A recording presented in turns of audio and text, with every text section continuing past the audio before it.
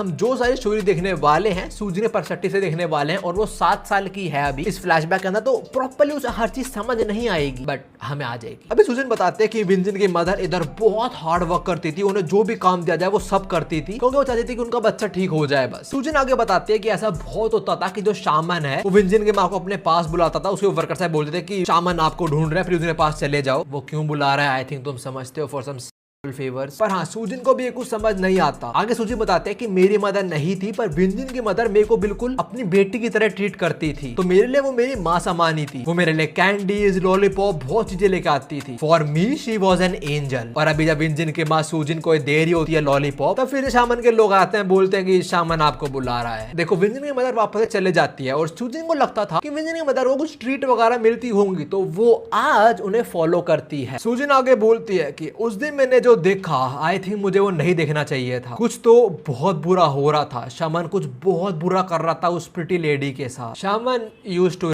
पर सूजन को वो नहीं समझ आता, पर उसे इतना समझ आता है कि यहाँ कुछ तो गलत हो रहा है। हम विंजन की माँ को देखते हैं and she is completely broke by this, मतलब कितनी बार हो चुका होगा अब तक तो ये। अभी सूजन उनसे मिलने आती है और बोलती है मैंने सब कुछ देखा है, शामन आपको मारता है, वो ऐसा क्यों करता है, क्या वो आपसे नाराज है, क्या आपने कुछ गलत करा है। विंजन की मदर स्माइल करती है और बोलते हैं नहीं नहीं वो तो हमारा बस जिम सेशन चल रहा था और कुछ नहीं, शामन और मैं बस जूडो प्रैक्टिस कर रहे थे। ऑफ कोर्स दैट्स अ लाई, और ये झूठ सूजन भी देख लेती है। वो बोलती है कि इस प्रिटी लेडी की आंखों में साफ पता लग रहा है कि कुछ और बात है। देखो जैसी आर्क शुरू हुई थी एट दैट पॉइंट ही मेरे अंदर हेट था शामन के प्रति, मुझे कुछ गंदा काम तो करता होगा, तब से लेके अब तक बस वो हेट बढ़ते ही जा रहा है। फिर इसके बाद हम एक और सीन देखते हैं and this devil is doing that shit again. ये सामने विंजन के माँ और ये बोल रहा है बैठी क्यों है, कपड़े उतारो चलो। विंजन के माँ इसे बहुत प्यार से बोलती है कि मुझे ऐसा नहीं करना, प्लीज रुक जा, और बोलता है ठीक है रुक जाते हैं। विंजन के माँ थोड़ी हैरान होते हैं, बोलती है सही में, और बोलता है हाँ पर उसके कॉन्सिक्वेंसेस फिर तेरा बेटा झेलेगा। मैंने तेरे को बोला था अगर तो अच्छे से काम करेगी तो मैं